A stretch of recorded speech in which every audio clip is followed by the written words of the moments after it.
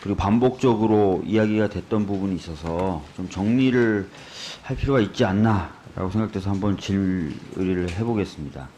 PPT 좀 띄워주시죠.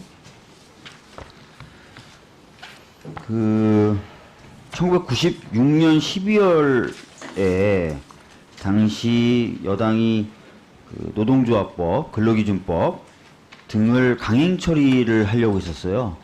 근데 야당의 저지 때문에 잘 안 됐었죠. 그러다 결국은 신한국당 155명만으로 처리가 됐었던 사건이 있습니다. 저 때도 이제 충돌이 있었어요.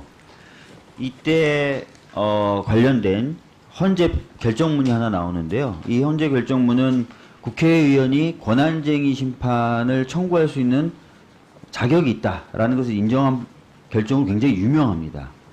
근데 동시에 권한쟁의 심판이 인정되려면 심판의 대상이 되지 않는 정치의 영역과 사법이 적용될 수 있는 영역을 좀 먼저 구분해야 되지 않습니까? 그래서 그 부분에 대한 판단도 담고 있어요. 뭐라고 돼 있냐면 모든 국가기관은 헌법과 법률에 의하여 기속을 받는 것이기 때문에 국회의 자율권, 즉 국회가 자율적으로 처리할 수 있어서 다른 기관에 의해서 판단받지 않는 그런 자율권도 헌법이나 법률을 위반하지 않는 범위 내에서만 허용된다라고 얘기를 한 겁니다. 이 결정 내 알고 계시죠? 예. 그래서 만약에 이제 제가 헌재 사무처장님께 여쭤보는 겁니다. 그래서 정치적인 영역 또 정치적인 이슈라 하더라도 그래서 국회의 자율권이 존중될 필요성이 있다 하더라도 헌법이나 법률을 위반했다라고 하면 이것은 사법 판단의 대상이 될 수 있는 거죠. 네, 그렇습니다. 그렇게 해석됩니다. 예. 그다음 또 다른 충돌 사건이 있는데요. 이게 한미 FTA 비준 강행이 있었던 2008년도인데요. 이때도 한미 FTA 비준안을 처리하려고 했었던 한나라당이 있었고 그걸 막으려고 했었던 다른 당들이 있었습니다. 결과적으로 상임위 출입문을 막고 회의가 진행이 되자 그 바리케이트 같은 것을 치우고 뭐 이러면서 또 물리적인 충돌이 있었어요. 이때는 이제 아까 보여드렸던 그 사건과 달리 일부 의원과 당직자가 형사 고소가 되고 기소가 됩니다. 앞에 보여드렸던 헌법재판소의 결정이 나왔던 그 사건에서는 형사적인 어떤 고소고발은 없었어요. 근데 이 사건에서 형사 고소고발이 있었고 근데 이제 국회의원들은 소환에 불응했습니다. 문제가 됐던. 그러자 바로 기소를 합니다. 바로 기소를 해서 대법원 판결이 나오게 되는데요.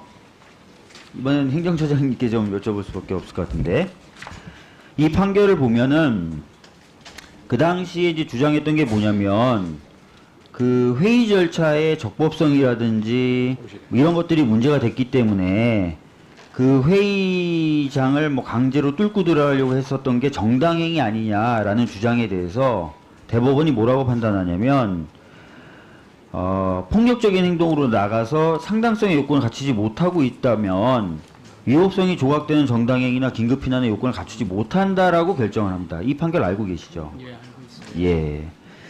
이런 상황을 거치고 나서 이제 국회 선진화법이 이런 상황을 거쳐가면서 국회 선진화법이 만들어져서 물리적 충돌을 원천적으로 봉쇄하는 입법이 됩니다.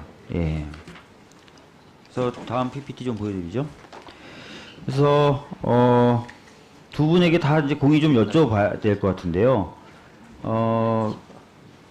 제가 보여줬던 두 사건 당시 없었던 국회에서의 물리적 충돌을 원천적으로 막는 법이 새로 입법화된 이 상황에서 이 법을 어기고 물리적 충돌로 나아갔다라면 그것은 제가 봤을 때 이것은 국회의 자율 영역에서도 벗어나고 그것을 막는 행위 자체가 정당행위로서 또는 긴급피난행위로서의 상당성을 갖고 있다고 보기가 어렵다고 보이는데 헌재 사무처장님 어떻게 생각하십니까? 지금 그 베스트 트랙 관련해가지고 저희 헌법재판소에 두 개의 사건이 지금 접수되어 있습니다. 권한쟁의 사건으로 의원님도 알고 계실 거고요.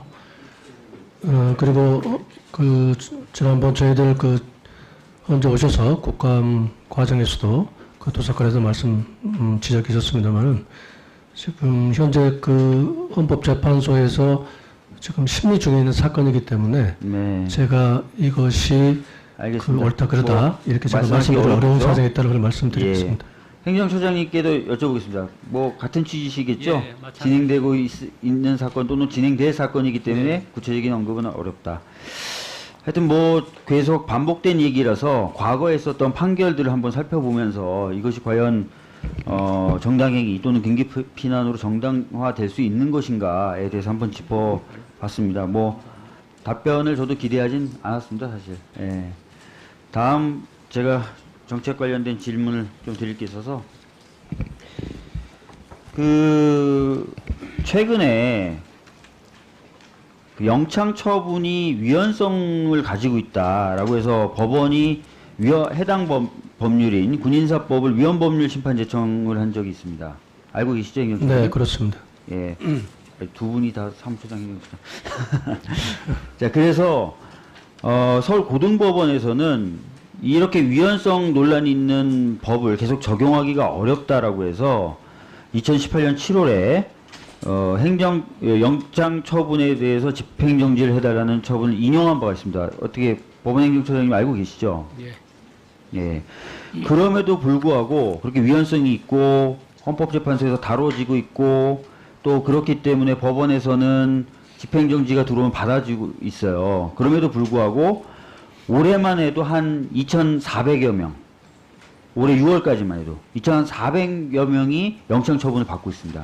한 달에 400명이고요. 하루에 한 13명 꼴이 되고 있습니다. 그래서 저는 이 결정이 현재 지금 가 있는 그 위헌성 판단에 관련된 그 사건이 조속히 결정이 나지 않으면 위헌성이 있음에도 불구하고 계속해서 구금되는 상황이 반복될 수밖에 없습니다.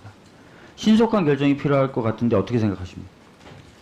네, 그 헌법 소원과 그리고 서울고등에서 위헌제청 신청 자체가 있어 두 건이 사실은 계류 중에 있습니다. 같은 쟁점을 가지고 물론 영창 이라는 지금 굉장히 현실적으로 벌어지고 있는 그 자체가 법관에 의하지 아니한 현실적인 구속이라는 점 그리고 사병에 대해서만 이렇게 집행이 되기 때문에 그것이 평등권에 위배된다는 두 가지 쟁점이 지금 문제가 돼서 저희 헌법재판소에 와 있습니다.